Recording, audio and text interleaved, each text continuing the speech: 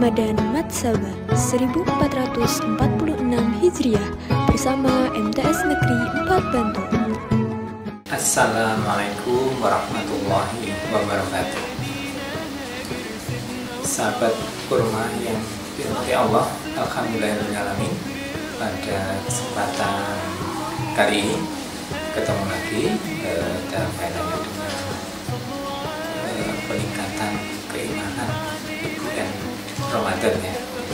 Di lanjutan yang beberapa saat yang lalu kita adakan foto, ini yang kedua. Alhamdulillah pada kesempatan yang berbahagia ini kita akan membahas, mengkaji tentang golongan orang yang menerima rapot kebaikan. Nah, kita ketahui bahwa rapot adalah suatu bukti hasil dari capaian yang sudah kita kerjakan. Kalau dalam sekolah berarti hasil belajar, hasil selama pendidikan. Kalau di alam dunia berarti segala kegiatan, segala ibadah, segala perbuatan yang kita lakukan. Nah, ini sudah ditentukan bahwa kita nantinya akan mendapatkan rapot manakala kita mengerjakan sesuatu sesuai dengan ajaran agama, maka itu akan mendapat kebaikan. Namun sebaliknya, pada waktu kita akan mengerjakan atau melakukan kegiatan yang di situ tidak sesuai dengan aturan agama, ajaran agama, itu akan mendapatkan keburukan. Nah, di sini mengutip dari Quran surat Al-Mudaththir ayat 3847. A'udzubillahi minasyaitonir rajim. Kullu nafsin bima kasabat rahina. Artinya, setiap orang bertanggung jawab atas apa yang telah ia lakukan. Nah, ini jelas bahwa apa yang kita lakukan, apa yang kita perbuat selama di dunia ini akan dimintai tanggung jawabnya. Nah, rapot ini sebagai bukti bahwa apa yang kita lakukan itu nanti ada dua hal, kebaikan dan nilai keburukan.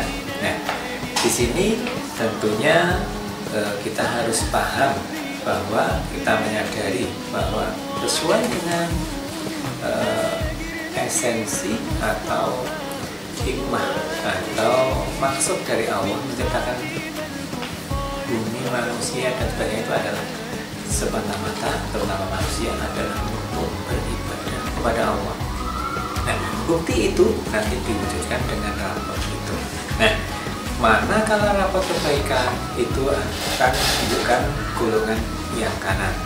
Jelas sesuai apa yang diperbuat manakala orang rajin beribadah, kemudian bekerja dengan baik, kemudian rajin sedekah, kemudian banyak beramal soleh, tentu akan mendapatkan kebaikan. Dan ini tergolong golongan kanan.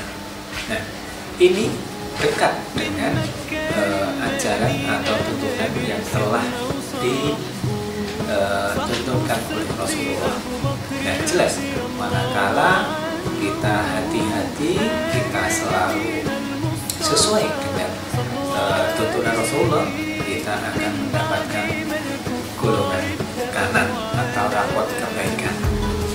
Nah, ini sudah tidak asing lagi, banyak sekali kita diingatkan, banyak sekali ustaz yang mengajarkan bagaimana hidup dari bangun pagi, bekerja, kemudian beribadah, tidur, semua sudah dituntunkan. Manakala kita rajin, manakala kita melaksanakan dengan ajaran yang sudah dituntunkan oleh Rasulullah, tentunya rapot kita akan kebaikan. Namun sebaliknya, manakala kita lalai atau mengabaikan apa yang dituntunkan oleh Rasulullah, Nah, akibatnya kita akan mendapatkan rapot kejelekan atau keburukan. Nah, itu golongan ke kiri. Nah, Allah juga menuntunkan bahwa lan naku minal musholin.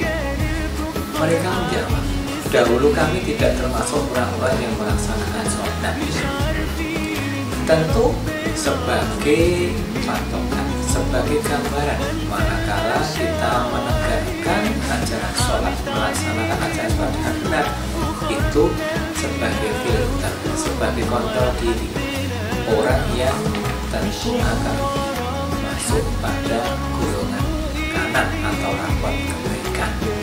Namun sebaliknya, manakala tidak menjalankan atau melaksanakan sholat dengan benar, itu cenderung mengarah ke golongan kiri, yaitu akan mendapatkan rapot keburukan. Nah, menilik dari apa yang menjadi dasar tadi, di sini dijelaskan bahwa orang yang menerima keburukan atau mendapatkan rapot kiri tadi ada beberapa golongan. Yang pertama adalah golongan orang yang tidak melaksanakan sholat tadi. Sudah saya jelaskan bahwa kunci seseorang atau patokan itu adalah dari sholatnya. Nah, ini hati-hati, kita laksanakan ibadah sholat dengan baik, dengan benar. Itu sebagai kontrol, sebagai alat mengetahui atau filter diri untuk nanti beraktivitas atau bekerja atau apapun yang benar. Kemudian golongan kedua adalah mereka yang tidak mau memberikan makan orang miskin. Nah, ini Rasulullah menunjukkan bahwa kita juga harus punya jiwa sosial. Manakala kita mendapat kemudahan, rezeki yang melimpah, kita harus ingat ada saudara kita yang butuh uluran tangan, yang butuh pertolongan, yaitu di sini dijelaskan adalah orang miskin atau duafa. Itu butuh uluran tangan kita.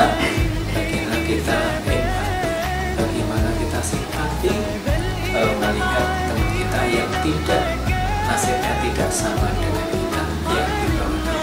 Nah, di sini ditunjukkan bagaimana kita berempati dengan menolong, membantu agar mereka juga mendapatkan kebahagiaan.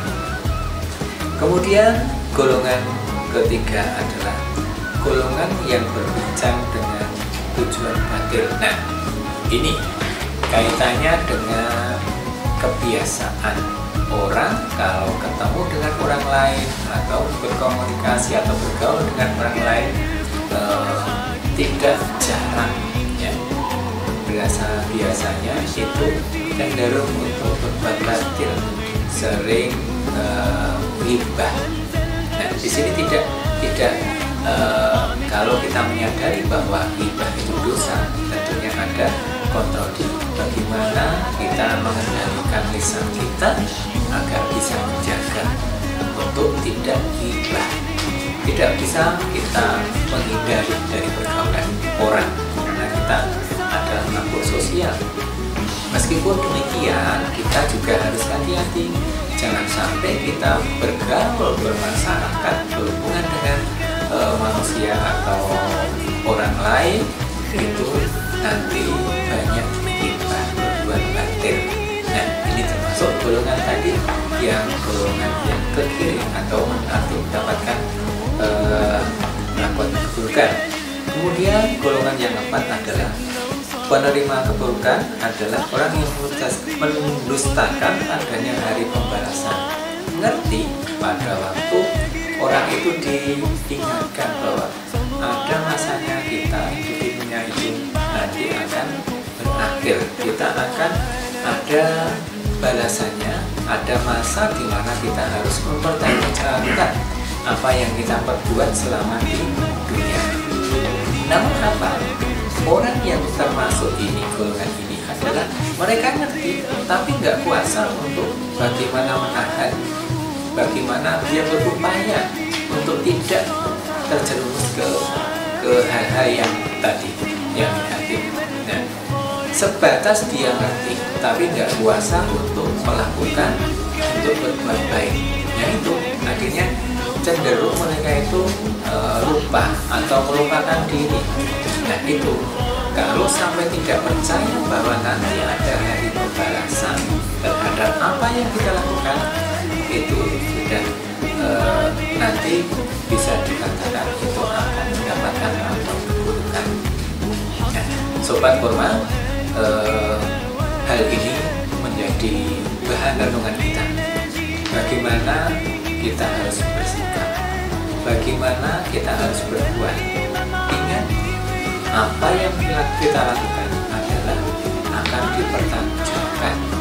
Kita nanti akan mendapatkan rapot sesuai yang kita lakukan.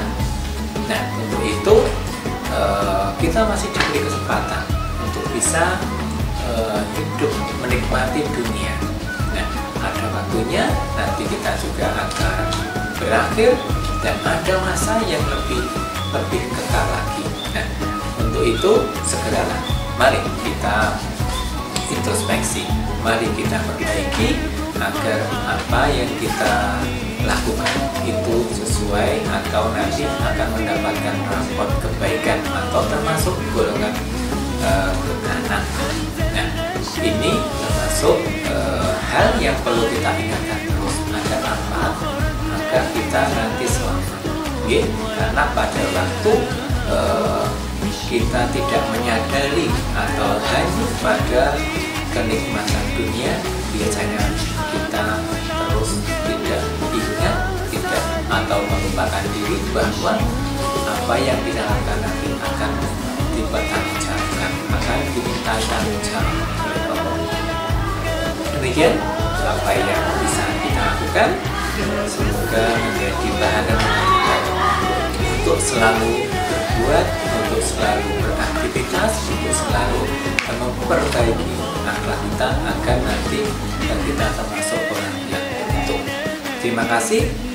Kita akhiri. Assalamualaikum warahmatullahi wabarakatuh.